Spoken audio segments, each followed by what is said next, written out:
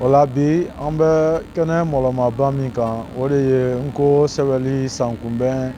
san 76 n'a ɲagaɲaga ye n'a bɛ ka kɛ Badalabugu lɔnniya kulu sanfɛ kɛrɛnkɛrɛnya la an baaraɲɔgɔn walima jabada min ni a bɛ wele ko Isipiriki ale kɔnɔna na. Lɔnkodunbu kantigi Gale Mari Dunbuya ka Lɔnkodunbu la san 2024 2025 baara kelen dantigɛ a ka belenna kumaw kɔnɔ nin cogoya de la. An ye ko lakarani kɛyɔrɔ laban ni o balolonwula kɔfɛ nin ye on a créé une plateforme, on a concepté une plateforme d'apprentissage du cours à distance. Mɔgɔw ka so a bɛ se ka ko kalan a lien bɛ ale bɛna wolo k'i tɔgɔ sɛbɛn ka walanda bɛɛ bɛ i bɛ se ka bɛɛ lajɛlen ta. Mali lakarani bɔtula ka ɲɔgɔnla fana an y'o dara minɛ le plan fondamental d'enseignement du plan fondamental fana dara minɛ an fɛ o kɔ o 2024 na Carrefour tile 13 an ye sɛbɛnda ɲɛ kuraya ka dedaru yɛlɛma ka kɛ cohérent di ani ka Lɔnkodunbu musow fana la sɛbɛnda suguro o kɛra en juillet 2024 wala an y'o yɛlɛmali kɛ dedaru de tun bɛ yen an ye k'u yɛlɛma k'u kɛ cohérent ye wa musow fana ka sɛbɛnda sigira olu kelen de o 2024 Carrefour ka si Congo dibi ma EFSAP lakarani ka bɛ sigi bonyara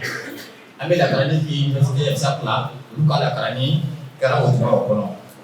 2024 komiti kɔnɔ Torobakuru lakarani o fana kɛra ka bɛn wagatiw ma o 2024 nɛnɛba tile 23 Sorona Kante ka suma yɛlɛma san 2025 an fana sigi bonya EFSAP la. La kolokololi kotigi ko yira Jakarija Jara k'a yira ko nko bɛ se ka kɛ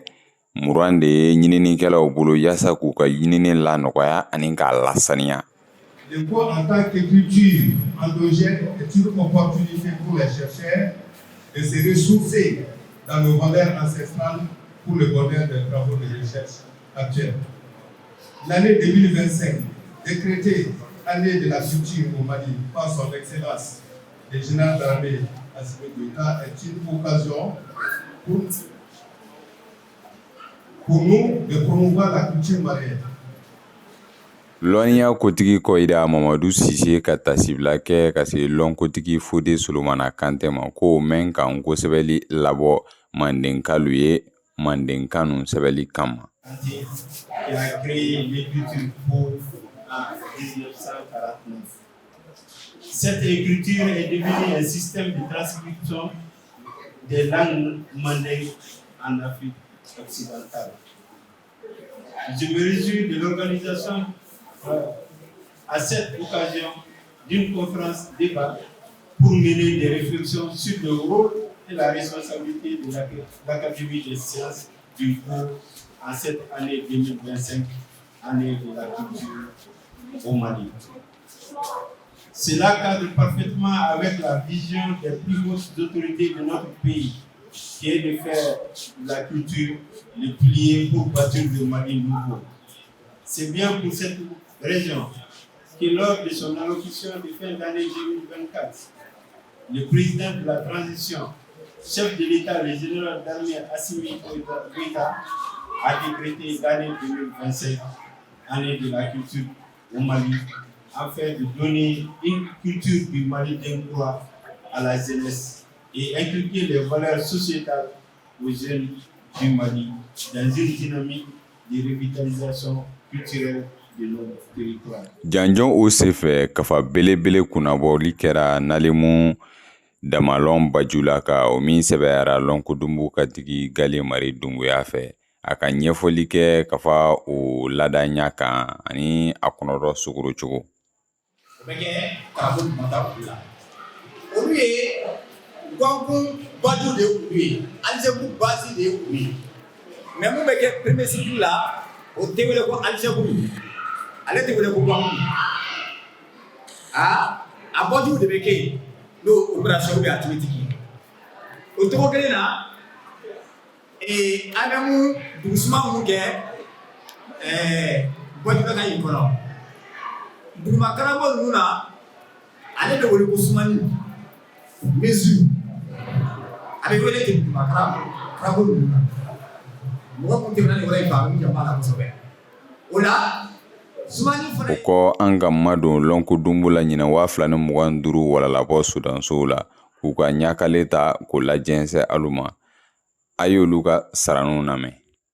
A labɛnni ma se ka kɛ yɔrɔnin kelen ka sabu kɛ n ye sɔlɔ min kɛ sɔlɔ tɛmɛnen ni sisan cɛ n bɛ kafa caman kalan quoi n bɛ n ko kafaw ɲini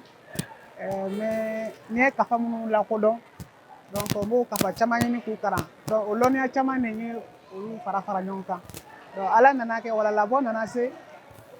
n bɛ n kun kɛra nɔfɛ yɛrɛ tɛgɛsɛbɛnko la n taara n tɔgɔ sɛbɛn a la ala barika la ɲininka u bɛnna sababa ma o kɛra fɛn ye n ye fɛn minnu faamu ka kɔrɔ dɔw de ye baara in nɔgɔya n bolo kosɛbɛ. N kɛlen walalabɔ sodaso ye n nisɔndiyalen don ka sabu kɛ nin ye koba ye n kun bɛ fɛ ka mun kɛ quoi n bɛ fɛ ka kɛ sodaso ye walalabɔ in na bawo sabu an y'a fɔ an ka karamɔgɔ ye n'o ye Mari Dunbiya ye ko fɔ a sodaso ka bɔ an ka centre la donc o kɔ n bɛ foli bila n karamɔgɔ ye Mari Dunbiya ala n'ale ka cɛsiri n'a ka wulikajɔw fɛ n sera ka kɛ sodaso in ye donc nisɔndiyalenba yɛrɛ de don a ko la. La fo karamɔgɔ kɔrɔnɛli filaw ni an ja kulɔnkɛ ni karamɔgɔw Sidibe ye olu min galabu don o la fɛn min ye sodansoya ye n ye ɲɛwala min labɛn o de ka ɲɛsin kala yɛrɛ ma k'a kɛ su dɔ k'a kɛ tile dɔ k'an dɔja kosɛbɛ kosɛbɛ ni n ka karamɔgɔw ka ladilikan ye n'o ye n'i bɛ fɛ ka ko min kɛ i k'a kɛ ka nɔ bɔ a la surtout i yɛrɛ ka ko kan'o minɛ tulonkɛ la o yɛrɛ de y'a to n ye n banba a ko yɛrɛ kan o y'a sɔrɔ sodansoya fana bɛ ka ɲɛwala kɔnɔ fo n ka k'a ye taa sigi tɛ kɛ o de kun y'o karamɔgɔ. N bɛ welewele kan min lase n tɔɲɔgɔnw ma minnu ma sɔn ka Nkogo faamu halisa o de ye u ka na Nko ma ka sabu kɛ ne yɛrɛ ye Jaba kalan kɛ n ye taabolo min kɛ Jaba kalanyɔrɔ la a bɛ f'o ma ko finance comptabilité n y'o kalan kɛ wa n ka o makitili sira fɛ n ko kafa caman de ye ne dɛmɛ o baara in na o yɛrɛ de ye Nko ko yɛrɛ tɔ nege don ne na quoi donc maa ɲini u fɔ u ka na Nko ma Nko kalanni. Jɛrɛko karanta karandenw ka jama tolo dɔ bɔ ni kurukanfuga bɛɛ ma kan suku dimanba di o le ni